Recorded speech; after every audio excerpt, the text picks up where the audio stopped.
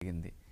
చీమచింతకాయలు తినటం వల్ల ఎందుకు తగ్గుతున్నాయి పొట్ట సమస్యలు అనేది తీసుకుంటే సైంటిఫిక్గా ఇందులో ఫ్లేవనాయిడ్స్, పాలిఫినాల్స్ చాలా ఎక్కువ మొత్తంలో ఉంటాయట. ఎంత ఎక్కువ మొత్తం అంటే ఒకసారి వింటే ఆశ్చర్యం అనిపిస్తుంది.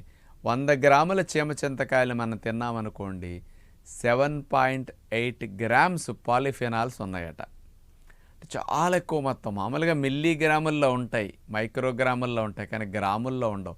కానీ చీమచింతకాయల్లో 7.8 గ్రామ్స్ పాలిఫినాల్స్ ఉండటం వల్ల ఈ పాలిఫినాల్స్ పొట్టలోకి వెళ్ళిన తర్వాత పొట్టంచులమట యాసిడ్ సిక్రేషన్ చేసే పెరైటల్ సెల్స్ ఏవైతే ఉంటాయో ఆ సెల్స్ నుంచి యాసిడ్ సిక్రేషన్ ఆపటానికి ఈ చీమచింతకాయలు ఎలా పనిచేస్తున్నాయంటే H+ అయాన్స్ని, K+ అయాన్స్ని, అలాగే దీంతోపాటు AT